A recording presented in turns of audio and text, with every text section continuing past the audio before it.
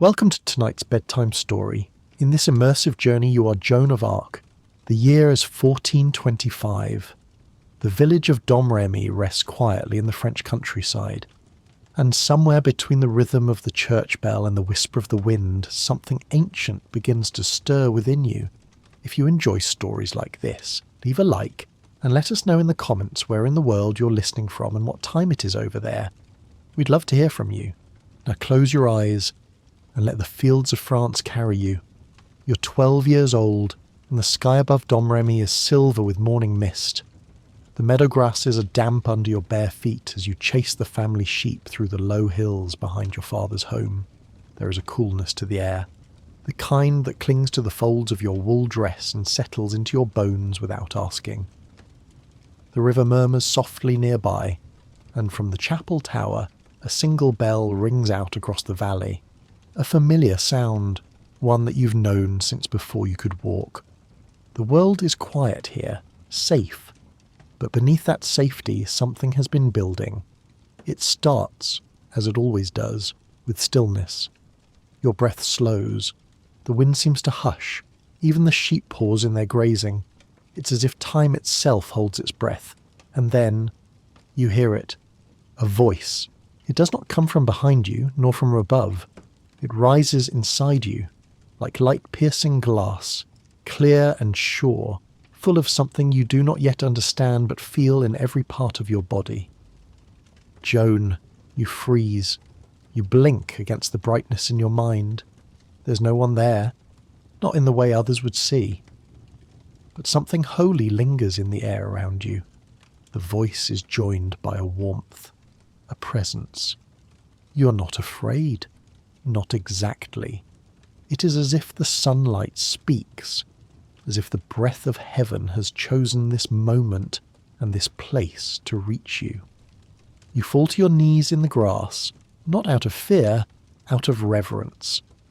The sound fades slowly, gently, like music played from another room. When it is gone, the air is lighter. The birds sing again. The wind stirs the treetops. You are still.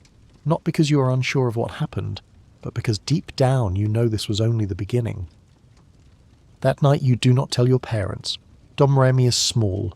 Word travels fast and you are your father's youngest. He would not understand. He would fear what he could not explain. So you keep it inside, tucked somewhere behind your ribs, waiting. Days pass, then weeks, and then it comes again. Each time the voice is stronger. It calls you with certainty, and with it come names. Saints, Michael, Catherine, Margaret.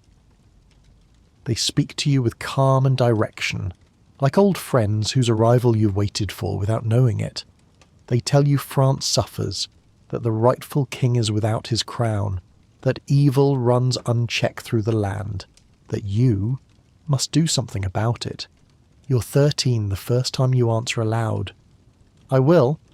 No one hears the words but you, but from that moment forward, something shifts. You still help in the fields, still weave cloth with your mother and say your prayers beside the fire. But in quiet moments, in church, in the woods, beneath the stars, you feel the weight of a future drawing closer. The 100 Years' War rages far from here, but its edges bleed into your life. You hear stories. English soldiers burning towns, Burgundians raiding from the north. There is fear in the faces of grown men at the tavern, and anger in the voices of travelling priests. But in you there is only clarity. By the time you're 14, your village is no longer safe. Raiders come. Smoke chokes the sky. You huddle in the church with others as hooves thunder down the road, and windows shatter in the distance. The air is thick with prayers and sweat. Someone sobs. The crucifix above the altar seems to watch. When it is over, the town is never quite the same. Your father says they may have to leave, but you already know you will. You don't yet know how or when, but you feel it like a string being pulled through your chest. There is a purpose growing inside you, one that has nothing to do with sheep or sowing or the rhythms of village life. The voices are more insistent now. They tell you it is time, that you must find the Dauphin, that only you can save France. You lie awake at night staring at the ceiling beams, listening for footsteps in the hall. Your brothers sleep nearby. Your parents breathe deeply from their bed. But your mind is wide open, eyes full of light, heart full of something vast and unnameable. You dream not of fields or festivals, but of swords, of banners, of a crown lifted in the sunlit hall. The road ahead is long. It will take you far from this place. But even now, in the stillness of your youth, you know, with unshakable certainty, you were born for something greater, and the voices are waiting. The fire crackles softly in the corner of the room, casting gentle shadows across the timber walls. You sit quietly, hands folded in your lap, listening to your uncle speak with a man you've only just met, the commander of the local garrison at Vaucouleurs. He studies you closely with furrowed brows and arms crossed tight across his chest. You're 15 now, and though your frame is small, your gaze does not falter. You've come to deliver a message. You speak clearly, repeating the words the voices gave you. France is in peril. The Dauphin, Charles, must be crowned at Reims. And you, a farm girl from Domremy, must lead him to his destiny. The silence that follows is thick. Robert de Baudricourt, the commander, does not laugh, but the corners of his mouth twitch. He tells your uncle to take you home. That war is no place for girls, that the matter of kings is for nobles and generals, not children in homespun clothes. You stand as he speaks, but you do not speak back. Not yet.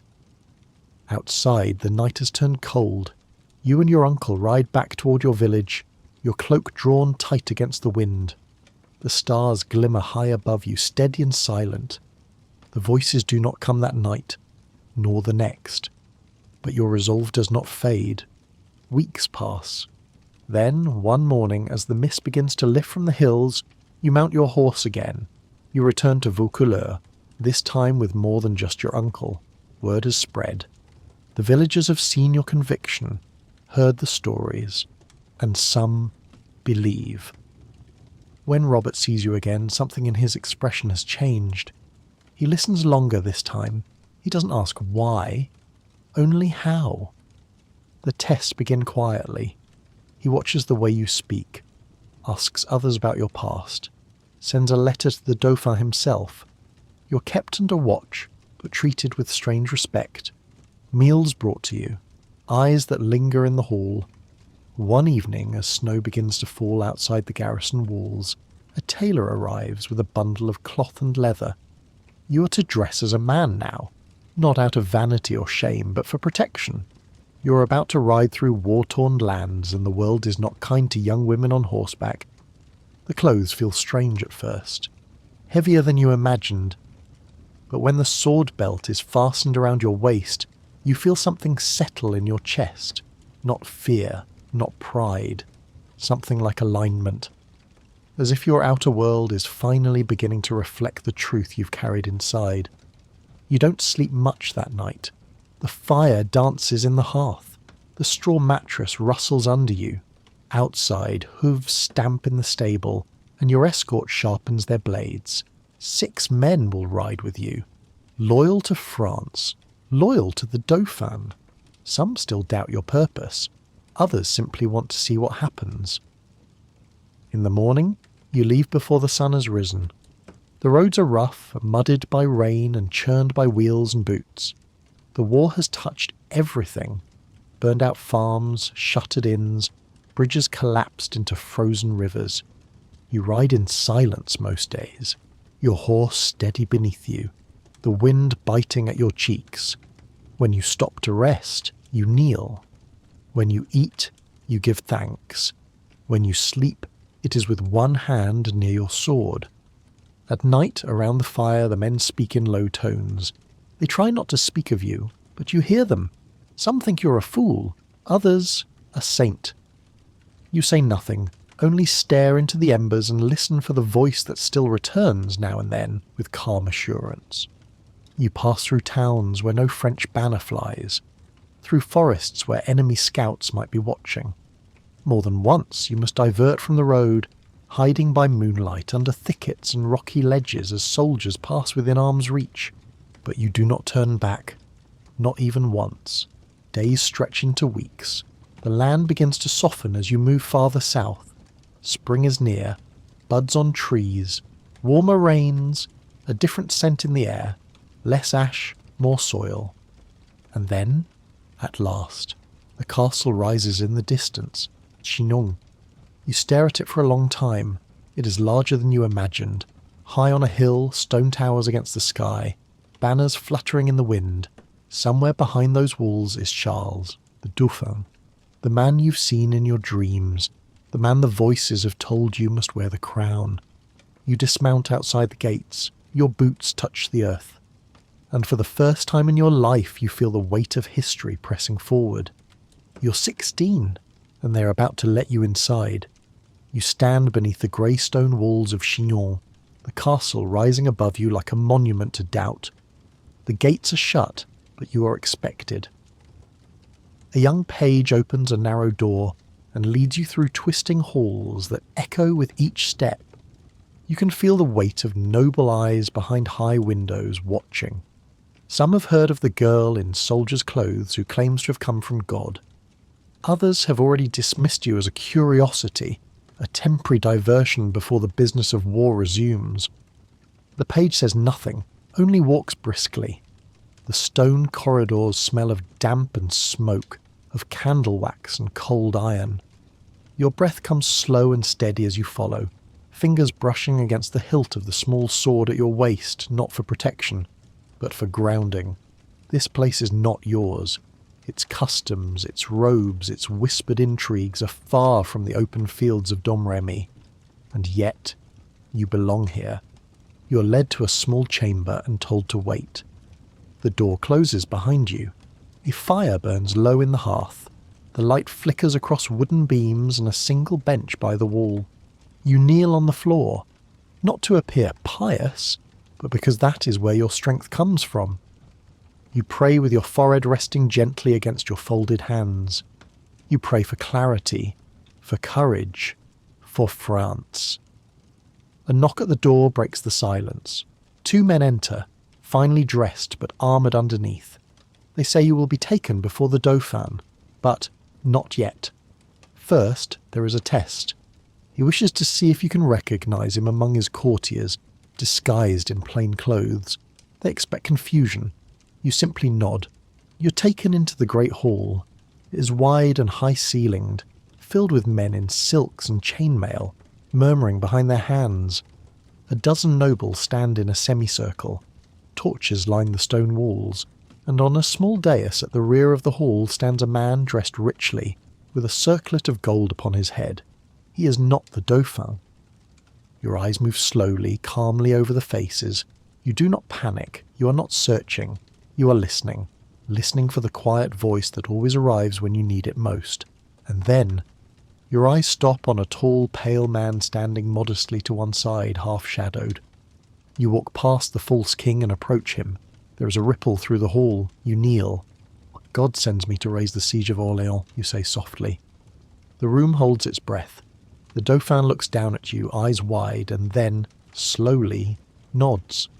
What follows is weeks of questioning. They do not call you a liar, but they must be sure. Bishops and doctors of theology are summoned to assess your mind, your morality, your soul. You're taken to Poitiers, where you're examined day after day. They ask about your visions, about the voices, about your understanding of God's will. They test you with questions designed to confuse or expose pride. You answer plainly, humbly, without fear. Not because you have studied, but because truth requires no rehearsal. One night, after hours of questioning, an old priest stays behind as the others leave. He looks at you in silence for a long time, then finally says, "Child, there is something divine in your eyes, and something very human. I believe the two may not be so far apart." Not long after, a message comes from Chinon. The Dauphin has made his decision. You are to be given troops, a sword, a standard. You will ride to Orléans. You do not cry, you do not shout. You bow your head in silence and a warmth passes through your chest. It is not triumph. It is alignment, as if the shape of your life has finally been recognized by those around you. The days that follow are a blur of preparation. You are fitted for armour. Not full plate, not yet, but mail and leather, enough to ride and fight without burden. You're given a horse, a grey charger strong enough to carry you through battle. You visit a church each day, sometimes twice. You fast, you confess, you listen. The sword comes from a chapel at Sainte Catherine de Fierbois. It is old, rusted, hidden behind the altar until now. They say it was meant for you. The rust is cleaned, the hilt polished. It is not ornate, but it fits your hand as if made for it. Then there is the banner. You describe it to the tailor. White field with lilies, Christ in judgment. The names Jesus and Mary.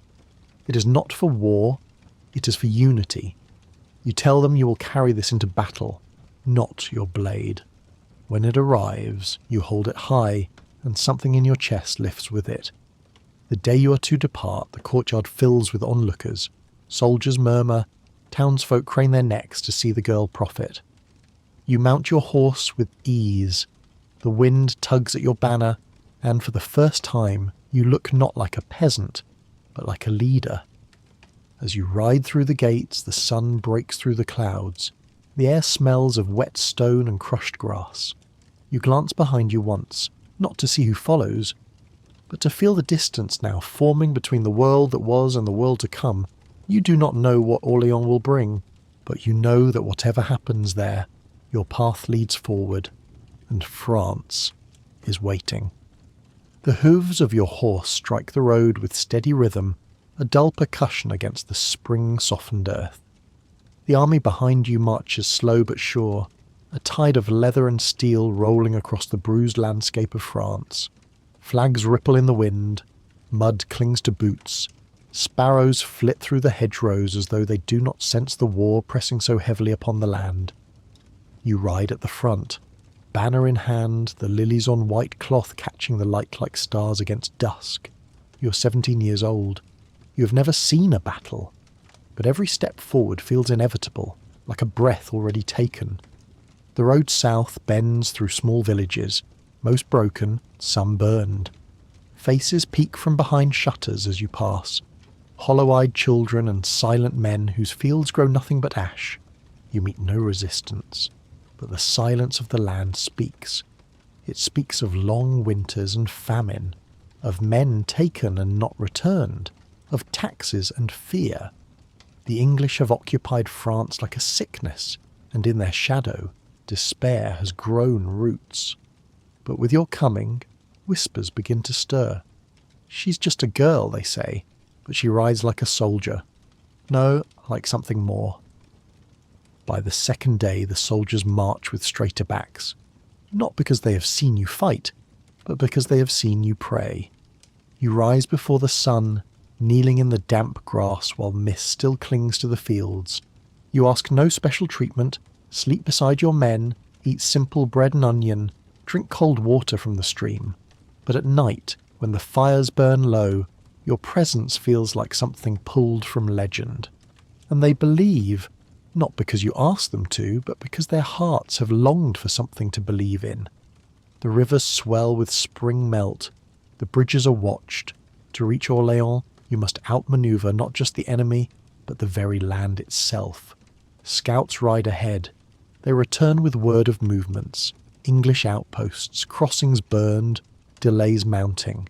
Some of the generals urge caution. They doubt your strategy. You're not trained, they say. You're not a man, but when you speak, they listen. You tell them to press forward. By the 6th day, you are within sight of Blois. The supply lines stretch thin, but reinforcements arrive.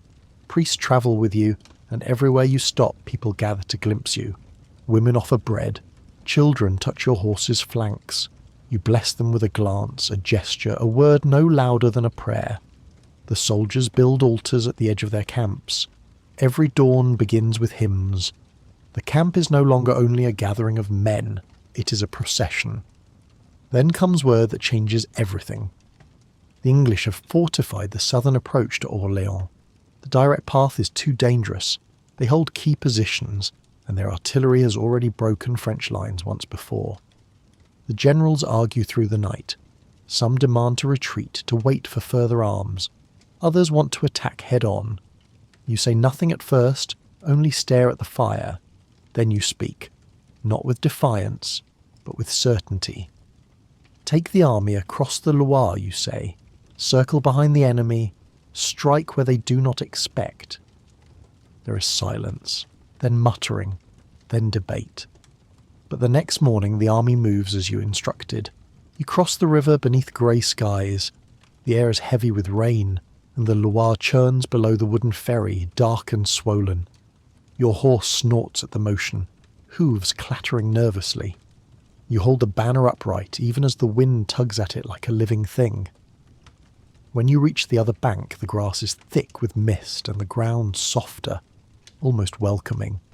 You're now on the far side of Orléans, and the English, for now, do not know. The march quickens. You can feel the urgency in every step.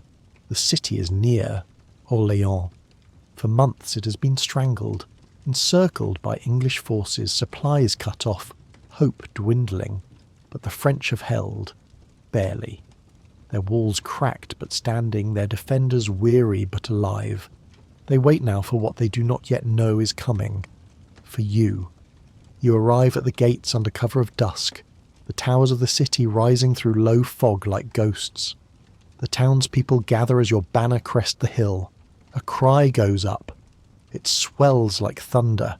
They shout your name. They call you Maiden, Saint, Deliverer. You do not raise your hand. You do not smile. You simply ride forward. The gates open. You enter the city. The air inside is thick with smoke and iron. The streets are narrow, filled with barricades and broken carts. Dogs bark in alleys. Children stare from windows. You ride to the central square, where the commanders await. Some are surprised to see you, others afraid. They expect a symbol, a blessing. But you do not give speeches. You ask for maps. You ask to see the towers. That night you climb to the top of the wall. The wind is sharp here, tugging at your cloak as you stare out over the English lines. Fires flicker in the distance, hundreds of them, spread like stars across the darkness. You count the towers, you note the positions, you breathe in the scent of river and ash, and then, in the quiet of your mind, the voices return. They do not tell you what to do. They remind you who you are. You do not sleep. The next morning you rise with the sun. The generals gather in the church, poring over plans. You walk among them without speaking. You hear the doubts behind their words. They do not know whether to follow you. You're 17. You have not held a sword in battle. But you pick up the banner, you mount your horse. And when the gates open, you are the first to ride out.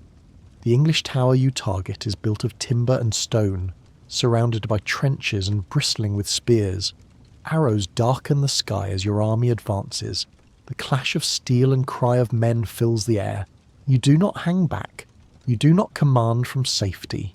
You ride into the thick of it, the banner high, your voice ringing out like a bell in smoke. The first day of battle is chaos, the second worse, but you press forward. You rally men who have faltered. You kneel beside the wounded. You call for retreat only to strike again before dawn, and then, on the third day, you are struck. An arrow finds your shoulder, piercing through cloth and flesh. You fall. For a moment the world goes quiet, but you do not let them carry you away. You rise, bleeding, white-faced, but unbowed. You lift the banner again, and when the soldiers see you still standing, they surge forward like fire catching dry grass. By nightfall the tower falls.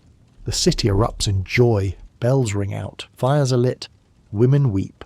The siege is broken. But you do not stay to celebrate.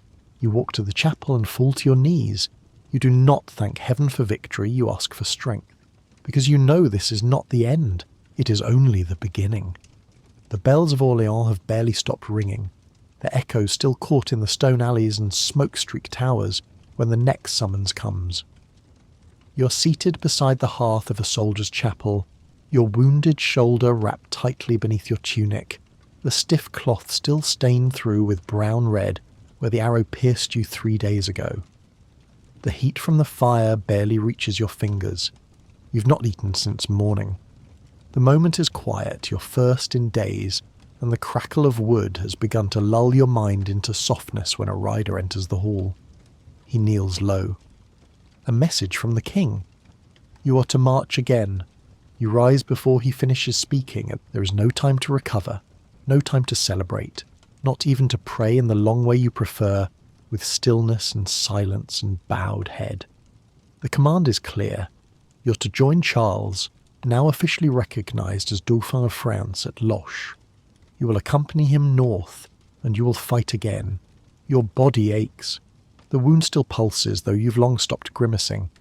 The road will be long, but the cause is not yet won. You know that now more than ever. Orléans was only the first step. As the dawn rises behind you, you pass the crumbled English towers. Men still tend the wounded.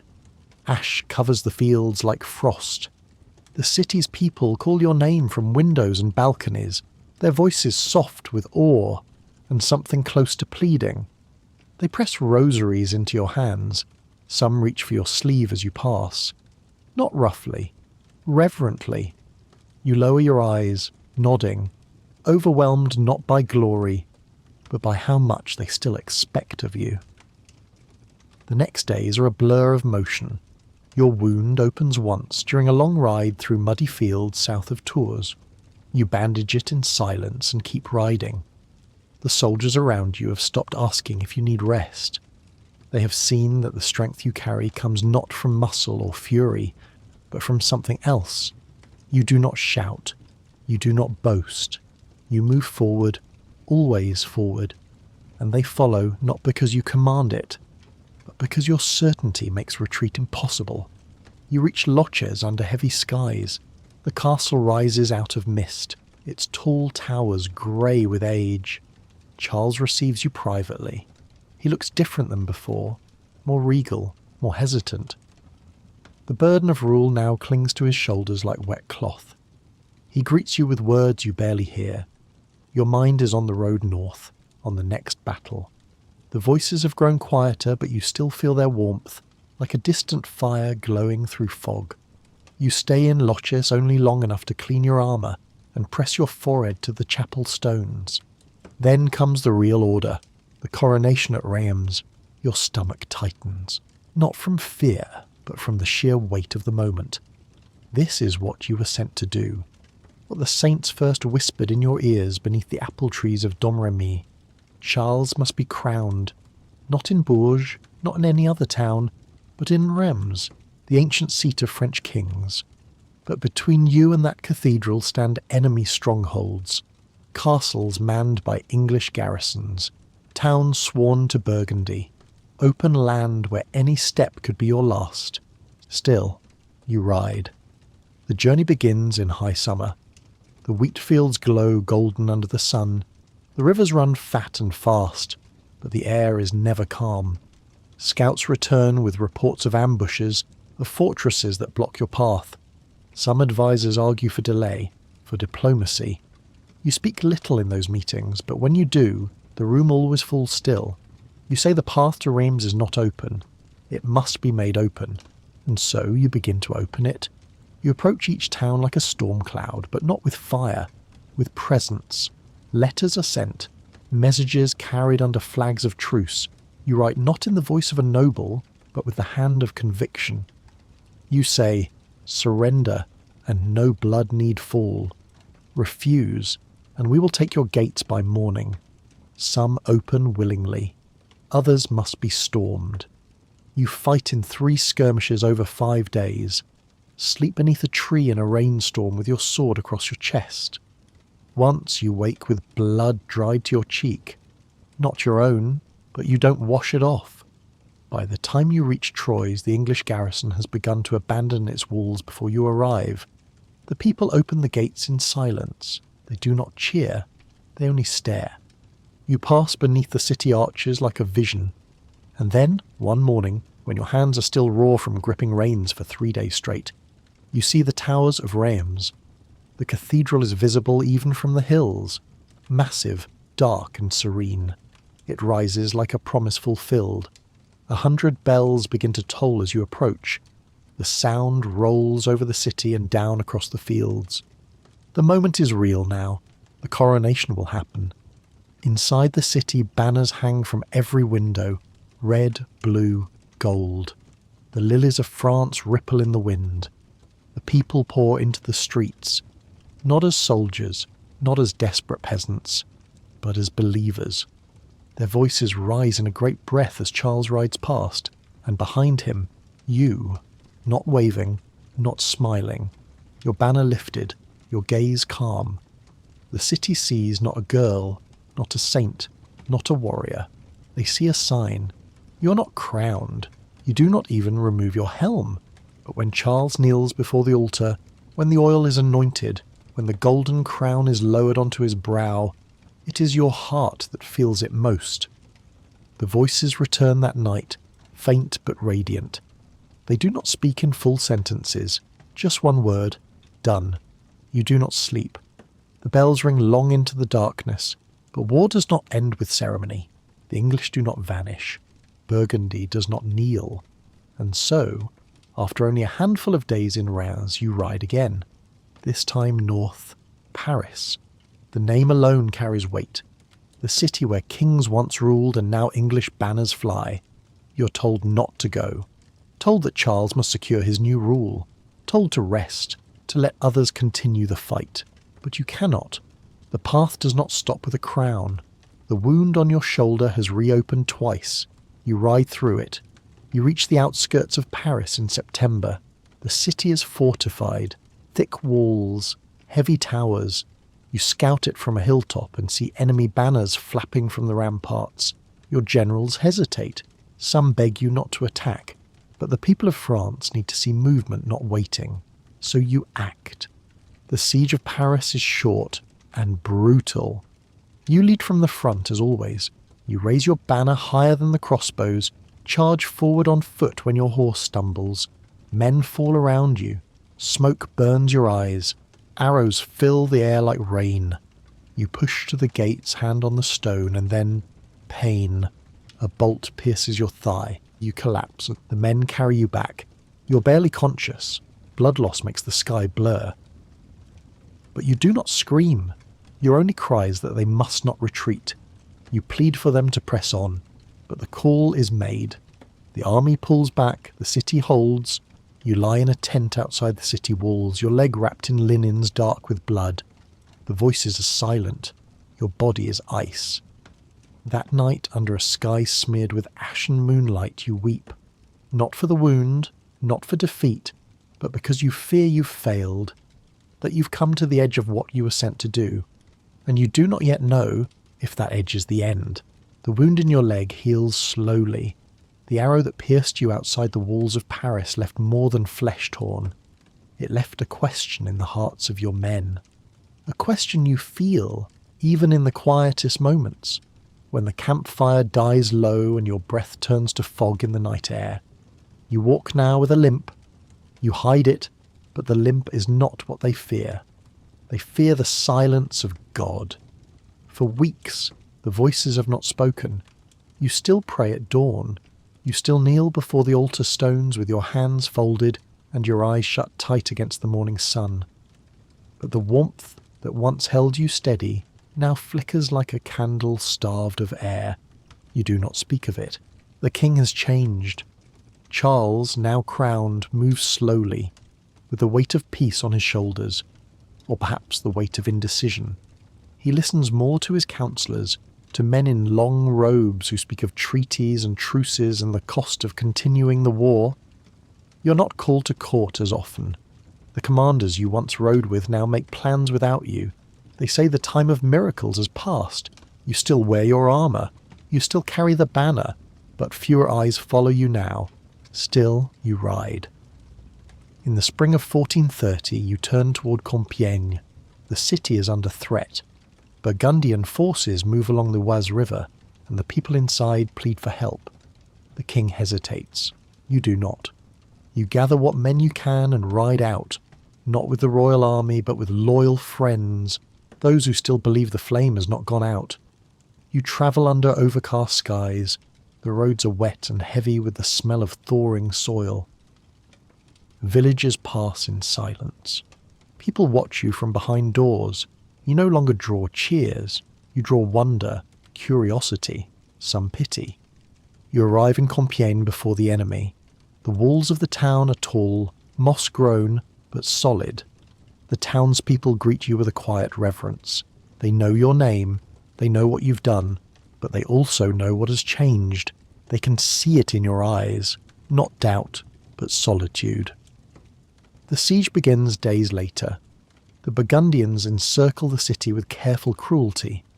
They build their positions slowly, methodically, cutting off roads, testing the strength of the outer defences. You lead several small sorties against them. Fast strikes in the night, fire lit beneath their watchtowers. You fight with ferocity as you always have, but even in victory you feel the noose tightening. Then comes the day of your final ride. It is late May. The trees along the banks of the Oise are full of green, their branches low with new leaves. Morning mist clings to the riverbanks. You rise early and prepare your horse.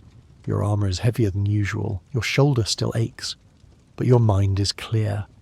You ride out with a small force to push the enemy from the nearby village of Margny. The fighting is brief and sharp. You charge at the front, sword raised, banner flying. The enemy wavers. You press them back toward the woods. But then, horns. More troops emerge from the tree line, Burgundian reinforcements. Your retreat is called. You shout for the men to fall back to Compiègne. They turn their horses, galloping across the muddy fields. You are among the last to ride. Arrows whistle past your ears. Then, a shout. The gates, they're closing. The commander inside the city, fearing the enemy would flood in behind you, orders the drawbridge raised. You urge your horse forward, but it's too late. The enemy surges around you. Hands grab your reins. Your horse rears. You're pulled from the saddle, captured. They take you to a camp outside the city. You're stripped of your armour. Your hair is pulled back. They search you for relics, letters, evidence of magic. They find none, but their minds are already made. The woman in men's clothing, the peasant who commanded armies, the girl who spoke with angels, they call you witch. You're taken to Beaulieu, then to Arras, then to Rouen. Days become weeks. You are passed from hand to hand like an object, not a person. The Duke of Burgundy holds you until he sells you to the English. The King of France does not ransom you. He does not send riders. He does not raise a sword in your defence. You are alone. The trial begins in the dead of winter, in a cold chamber where the wind sneaks through the stones. The court is not fair. The outcome is known. The Bishop of Beauvais, Pierre Cauchon, presides over your fate. They say he acts in God's name.